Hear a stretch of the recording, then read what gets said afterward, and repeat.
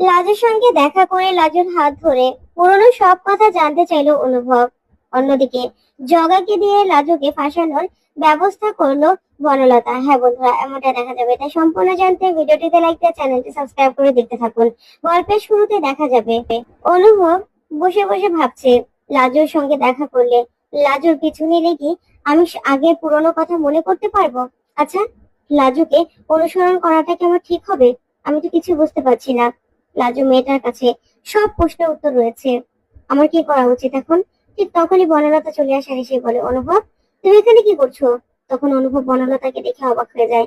তারপর বনলতা বলে, তুমি কি এখানে কাউকে আশা করেছিলে, না কারো কথা মনে পড়তে তুমি এখানে চলে এসেছো? তখনই অনুভব অবাক হয়ে বলে, মানে তুমি কার কথা সবসময় বলতে চাও বলো তো? কাউকে একজন মিন করে তুমি সবসময় কথা বলো, কার কথা বলতে চাও বলো? তখন বনলতা আর কিছুই বলে না। তারপর অনুভব বলে, আমি আমি বারবার করে লক্ষ্য করছি। আচ্ছা, আমার ঘুম আসছিল না, সেই জন্য আমি এখানে এসে বসেছিলাম। তখন বনলতা বলে, ঘুম আসছিল না নাকি কারো কথা মনে পড়ছে সেই জন্য এখানে এসে বসে পড়লে? তখন অনুভব বলে, তোমার কথা না আমি কোনো মানে বুঝলাম না বনলতা।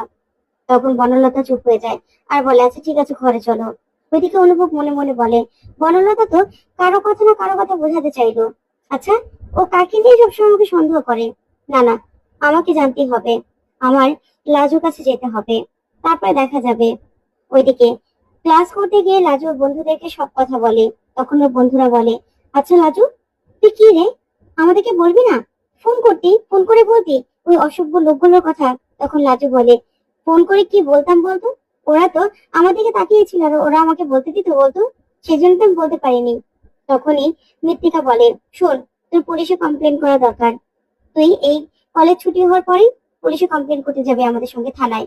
তখন লাজু বলে, থাক না, যা হওয়া তো হয়ে গেছে। তখন মৃত্তিকা বলে, না লাজু, তুই তো এরকম না, তাহলে হঠাৎ করে যেতে চাইছিস না কেন বলতো? তখন ওর বন্ধুরা বলতে থাকে, আরে কি রোমান্টিক ব্যাপার ছিল না?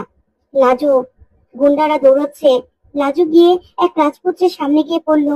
রাজপুত্রটা কেমন ছিল না দেখতে? তখন লাজু বলে, আমি দেখিনি। তখন ওর বন্ধু বলে, তাই নাকি, তুই সত্যি দেখিসনি?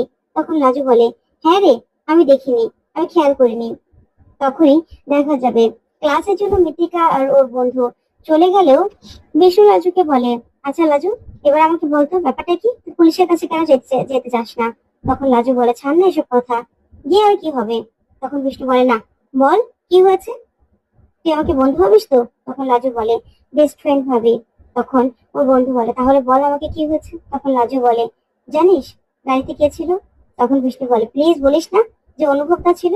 তখন লাজু বলে, হ্যাঁ ওই ছিল। তখন বিষ্ণু বলে, কি বলছিস তুই, কি করে? তখন লাজু বলে, দেখ না, ওকে সেখানে আসতে হলো আর ওর সামনে আমাকে পড়তে হলো।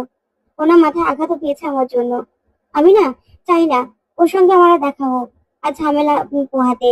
এই যে থানায় গিয়ে কমপ্লেন করলে, ওকেও তো ডাকবে থানায়, বারবার করে হেনস্থা হবে, দরকার নেই, সেটা না আমি চাইছি না।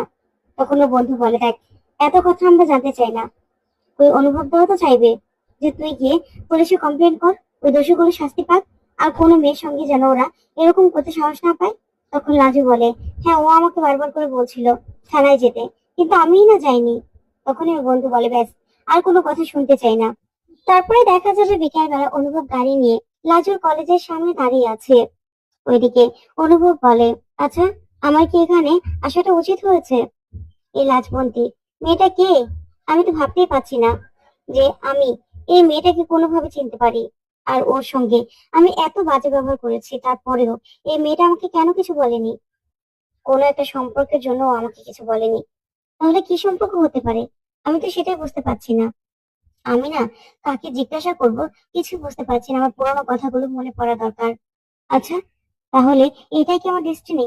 এখন লাজুর পিছু নিবো আমি, না লাজুর সঙ্গে দাঁড়িয়ে কথা বলবো? লাজুকে জিজ্ঞাসা করব যে আমি আগে ওর সঙ্গে কিভাবে পরিচিত ছিলাম? লাজুকে আমাকে বলবে? আচ্ছা, আমার মনকে কি আমি ভুল বুঝাচ্ছি? আমার কি সত্যি রাজুকে দেখতে ইচ্ছে করেছে? এই কথাগুলো ভাবতে থাকে অনুভব আর গাড়ি নিয়ে দাঁড়িয়ে থাকে আর লাজুর জন্য অপেক্ষা করতে থাকে। ওইদিকে তখনই বনলতার মা সেখান দিয়ে যাচ্ছিল। হঠাৎ করে অনুভবকে দেখেই চমকে যায় বনলতার মা, আর বলে, অনুভব এখানে কি করছে? আরে, এটা তো বেঙ্গল মেডিকেল কলেজ, এখানে ওই মেয়েটা পড়াশোনা করে না? তাহলে কি লাজুর সঙ্গে দেখা করতে এসেছে? দাঁড়িয়ে দেখি তো। ঠিক তখনই লাজুর বন্ধুদের সঙ্গে বেরিয়ে আসে। তখন ওর বন্ধুরা বলে, শোন লাজু, তুই না একদম এখন বারণ করবি না। চল আমাদের সঙ্গে, যেতেই হবে। অটোতে ওঠ, আর আমরা গাড়ি করে আসছি। তখনই লাজু যেতে না চাইলো ওরা জোর করে থানায় নিয়ে যায়। ওইদিকে অনুভব ওদের পিছু নেয়। তারপর দেখা যাবে বনলতার মা ফোন করে বলে যে অনুভবকে দেখেছে লাজু কলেজের বাইরে। তখন বনলতা বলে, কি বলছো তুমি? অনুভবকে দেখেছো? আচ্ছা, লাজুর সঙ্গে মিট করছিল, একসঙ্গে ওরা গাড়ি করে বেরিয়ে গেছে? তখন বনলতার মা বলে, না রে, আসলে লাজুর পিছু নিয়েছিল অনুভব। তারপরে একটা সিগনালে লাজুর অটোটা অন্য জায়গায় চলে যায়, আর অনুভবও হারিয়ে ফেলে অন্যদিকে চলে যায়। আমি একটু ফলো করছিলাম, কিন্তু আমিও দেখি হঠাৎ করে অটোটা কোথায় যেন চলে গেল। তারপর আমি এই যে ফিরে আসলাম। তখনই বনলতা বলে, মা, আমার এই কথাটা শুনে না এখন রাগে পাগল হয়ে যেতে ইচ্ছে করছে দুজনকে খুন করে ফেলি। ওই লাজু আর অনুভব আমাকে মিথ্যে কথা বলছে, তাই তো? ওদের দুজনের সঙ্গে দেখা হচ্ছে। তখনই বনলতার মা বলে, না রে বনলতা, দেখ মা, আমার মনে হচ্ছে কি অনুভব পুরোনো কথা মনে করতে পারছে না, সেই জন্যই এদিক ওদিক ঘুরে বেড়াচ্ছে পুরোনো কথাগুলো মনে করার জন্য। তুই না জামাইয়ের সঙ্গে রাগ করিস না, চিৎকার চেঁচামেচি করিস না, তুই বরং ওর কাছাকাছি থাক, ওকে কাছে টানার চেষ্টা কর। এসব কথা না ভাবিস না মা। তখন বনলতা বলে, আমি না ওই ছেলে দুটোকে যদি ফিরে খুঁজে পেতাম না, তাহলে কিন্তু খেলাটা ঘুরিয়ে দিতে পারতাম। অনুভবের চোখে লাজের ভালো মানুষের হওয়া দেখাতাম আমি একদম। ওই ছেলেটাকে খুঁজে বার করব আমি। তখন এই কথা শুনে বনলতার মা বলে, দেখ, তোকে আমি বারবার করে বলছি, তুই অনুভবকে কিছু বলিস না, এই নিয়ে কোনো তর্কাতর্কি করিস না। তখন এই বলে ফোনটা রেখে দেয়। ওদিকে বনলতা বলে, আমি যে এখন কি করবো কিছুই তো বুঝতে পারছি না। অনুভবের ওর কাছে যাওয়া দেখাচ্ছি আমি। তারপরেই দেখা যাবে লাজু ও বন্ধুদের সঙ্গে থানায় যায়, আর গিয়ে পুলিশে কমপ্লেন করে। তখন পুলিশ বলে, আচ্ছা ম্যাডাম, আমরা দেখছি সেই এলাকা থেকে সিসিটিভি ফুটেজ গুলো কালেক্ট করা যায় কিনা, আর কারা এরকম করেছে তাদেরকে দেখছি। আপনি আমাদের সঙ্গে কোঅপারেট করবেন তো? আর যে আপনাকে বাঁচিয়েছিল সে? তখন লাজু বলে, হ্যাঁ, আমাকে বাঁচাতে গিয়ে না উনি মাথায় চোট পেয়েছে, কিন্তু আমার মনে হয় উনি কোঅপারেট করবে। তাই আপনি চিন্তা করবেন না, আমিও দেখবো যতটুকু সম্ভব। তখন অফিসার বলে, ঠিক আছে ম্যাডাম, আমরা তদন্ত করা শুরু করছি। তারপরে লাজুয়া সেখান থেকে বেরিয়ে যায়। ওইদিকে রাত হয়ে গেলে বনলতা ভাবতে থাকে, অফিস তো কখন ছুটি হয়ে গেছে, এখনো অনুভব আসছে না কেন? কিছুই তো বুঝতে পারছি না। অনুভবকে ফোন করব? না, ফোন করব না, ও আসো। ঠিক তখনই অনুভব আসে, আর আসলেই বনলতা অনুভবকে বলে, আচ্ছা অনুভব, তোমার তো অফিস কখন ছুটি হয়েছে? এতক্ষণ তুমি কোথায় ছিলে? এত দেরি হলো কেন তোমার আসতে? তখন অনুভব কিছু বলে না। তারপর বনলতা বারবার করে জিজ্ঞাসা করতে থাকে, আর বলে, কোথায় ছিলে তুমি এতক্ষণ? কোথায় গিয়েছিলে? না হলে তোমার এত সময় তো লাগার কথা নয়। তখনই অনুভব রেগে যায়, বলে, আচ্ছা বনলতা, তুমি সবসময় আমাকে সন্দেহ করো কেন? বলো তো, কি মিন করতে চাইছো? আমি কোথায় গিয়েছি মানে? সব সময় আমাকে সন্দেহ করে এসব কথাগুলো কেন বলছো? তখন বনলতা বলে, কোথায় সন্দেহ করলাম? আমি তো তোমাকে শুধু জিজ্ঞাসা করলাম যে তোমার এত দেরি হলো কেন। তখন অনুভব বলে, দেখো, তোমার কথাগুলো আমি অবজার্ভ করেছি, আর তুমি সবসময় আমাকে সন্দেহ করো। এত সন্দেহ করে কেন কথা বলো? আচ্ছা, কি মিন করতে চাইছো? আর তুমি সেদিনও বলছো যে কারো কথা মনে পড়েছে কিনা। আচ্ছা, আমার কি অন্য কারোর সঙ্গে সম্পর্ক ছিল? বা লাজবন্তিকে তুমি একদমই সহ্য করতে পারছো না? দেখছি তো, তুমি লাজবন্তিকে একদম দেখতে পারো না। কেন? লাজবন্তির সঙ্গে আমার কি কোনো সম্পর্ক ছিল? বলো বলো বনলতা, আমার জানার দরকার আছে।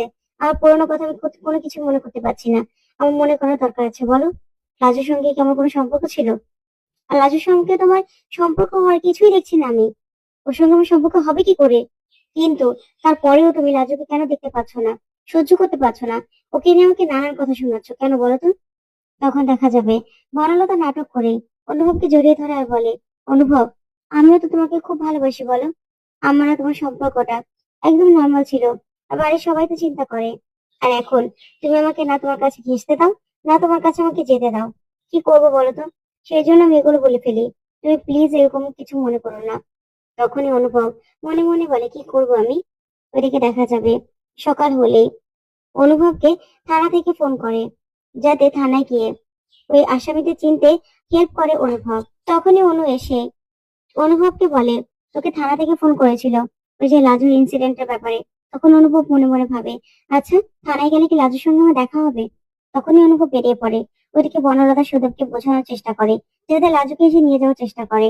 তখন সুদেব বলে, দেখো টিচার দিদি, আমি না পারবো না, আমি অনেক চেষ্টা করেছি, ওই মেয়েকে আমি কিছুতে আনতে পারবো না। তার থেকে তুমি বরং এমন কিছু করো যাতে ওই মেয়েটা এখানে আসতে বাধ্য হয়, বুঝতে পেরেছো? তখনই বনলতা বলে, দূর, তোমাকে ফোন করাটাই ভুল হয়েছে। শোনো, তোমার বোন না অনুভবের সঙ্গে ঢলাঢলি করছে, ওরা আবার কন্টিনিউ দেখা করছে, তোমার কিছু যায় আসে না। তখন সুদেব বলে, না, আমি আর কি করব? ওই নষ্টা মেয়ে মানুষ যদি ওই ছেলেটার সঙ্গে ভালো থাকে, থাকুক না, আমার আর কিছু করার নেই, বুঝতে পেরেছো? তখন এই কথাগুলো বলে ফোনটা রেখে দেয় সুদেব। তো বন্ধুরা, কেমন লাগলো আজকের আপডেট? কমেন্ট করে জানাও। ধন্যবাদ।